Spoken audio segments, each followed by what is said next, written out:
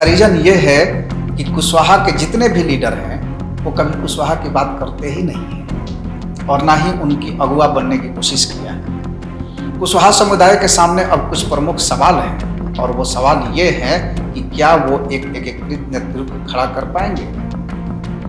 क्या उपेंद्र कुशवाहा दोबारा अपने खोए जनाधार को पा सकेंगे? क्या कुशवाहा जाति जेडी और बीजेपी के बीच संतुलन बनाकर अपना हित साध सकेगी?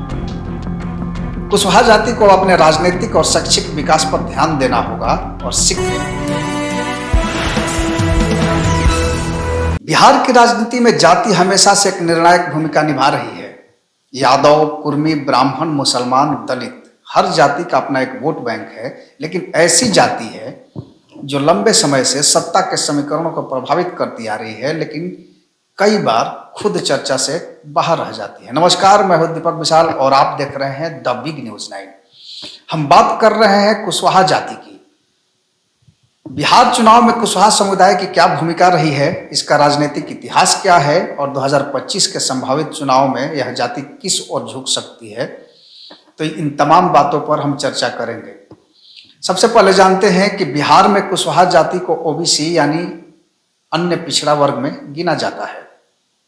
यह जाति मूलतः कृषक वर्ग से आती है और पारंपरिक रूप से खेती, किसानी और सब्जी उत्पादन में संलग्न रही है। उन्हें विभिन्न क्षेत्रों में कोयरी, मौर्य, शाक्य, सैनी, कछवाहा जैसे नामों से भी जाना जाता है। 2 अक्टूबर 2023 को जारी बिहार जातिगत सर्वेक्षण के अनुसार कुशवाहा जाति की संख्या लगभग 4.21% है और यह संख्या कम दिख सकती है, लेकिन कई सीटों पर इनका दबदबा निर्णायक होता है। यह जाति मुख्यतः बिहार के पश्चिमी और मध्य जिलों में फैली हुई है, जैसे पटना, भोजपुर, अरवल, जहानाबाद, गया, नालंदा, समस्तीपुर और रोहतास। 1950-60 के दशक में कुशवाहा जाति राजनीतिक दृष्टि से काफी निष्क्रिय रही है। ब्राह्मण और राजपूत जैसी ऊंची जातियां उस समय राजनीति में प्रमुख थी, लेकिन 1970 के दशक में जयप्रकाश नारायण आंदोलन और बाद में कर्पूरी ठाकुर के नेतृत्व में पिछड़ी जातियों का जागरण हुआ और इस आंदोलन ने कुशवाहा जाति को भी राजनीतिक मंच पर लाया। आपको बता दें कि कुशवाहा की लड़ाई के लिए जगदेव प्रसाद भी अहम भूमिका निभाए। उन्होंने भी कुशवाहा की राजनीति की है, लेकिन फिर भी कुशवाहा एकजुट नहीं हो पाए। 1980-90 के दशक में जब लालू प्रसाद यादव ने MY यानी कि मुस्लिम यादव समीकरण बनाकर सत्ता हासिल की, तब कुशवाहा समुदाय एक हद तक होशिये पर चला गया। इनको कोई पूछने वाला नहीं था और ना ही इनको पूछा गया। लेकिन 2000 के बाद इस जाति ने अपनी राजनीतिक स्वतंत्रता खोजनी शुरू की और जिसके प्रतीक बने उपेंद्र कुशवाहा। एक समय उन्होंने राष्ट्रीय लोक समता पार्टी यानी कि RLSP बनाकर एक नया मोर्चा खड़ा किया और 2014 के लोकसभा चुनाव में 3 सीटें भी जीती। कुशवाहा जाति को साइलेंट स्ट्राइकर्स कहा जाता है। ये जाति बहुत ज्यादा आंदोलन या शोर नहीं मचाती है, लेकिन जब वो वोट डालने की बात आती है तो अपना एकजुटता और अपनी निर्णय ले लेती है।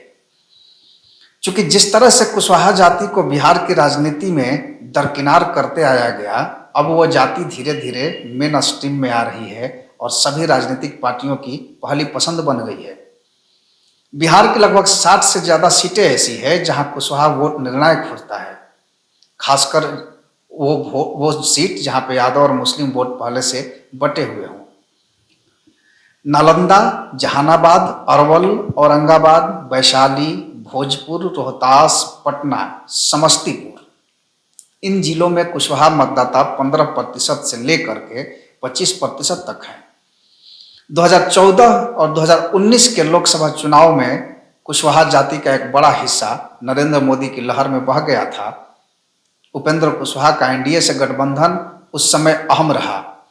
कुशवाहा जाति ने बीजेपी के साथ चलने का फैसला किया, लेकिन 2020 के बिहार विधानसभा चुनाव से पहले उपेंद्र कुशवाहा ने RLSP को JDU से जोड़ा और एक बार फिर समीकरण बदल गया।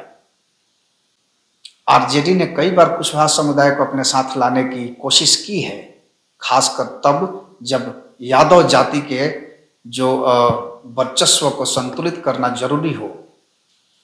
क्योंकि बिहार में यादव जाति का एक तरफा वर्चस्व रहता है और उसको बैलेंस करने के लिए कुशवाहा की भी जरूरत होती है।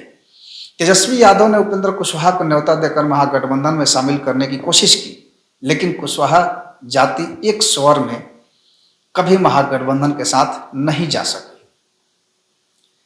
आज की स्थिति में उपेंद्र कुशवाहा की पार्टी जेडीयू के साथ मिलकर के उनसे विलय कर ले चुकी थी, लेकिन अब एक दूसरी पार्टी बना करके फिर से एनडीए का हिस्सा है।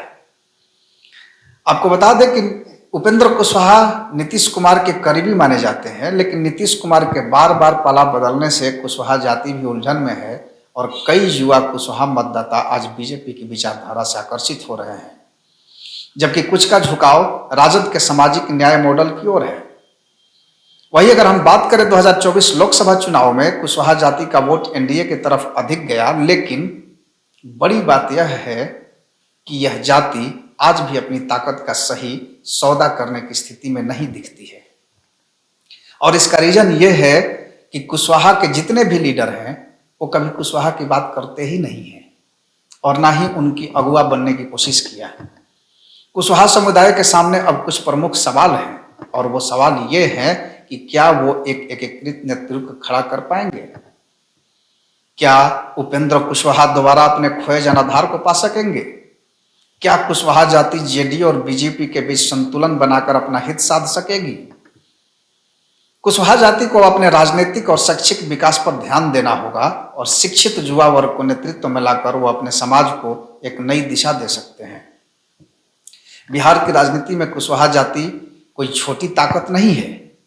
यह जाति एक ऐसा साइलेंट वोट बैंक है जो जब भी फैसला करती है सत्ता का रुख बदल देती है।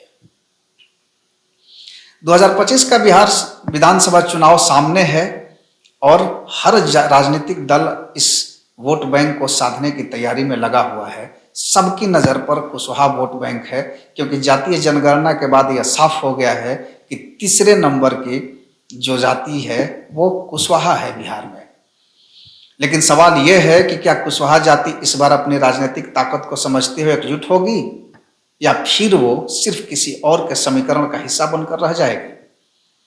तो इस पर हमारी बात करते रहेंगे और आप कमेंट बॉक्स में जरूर बताइए कि आपकी क्या राय है।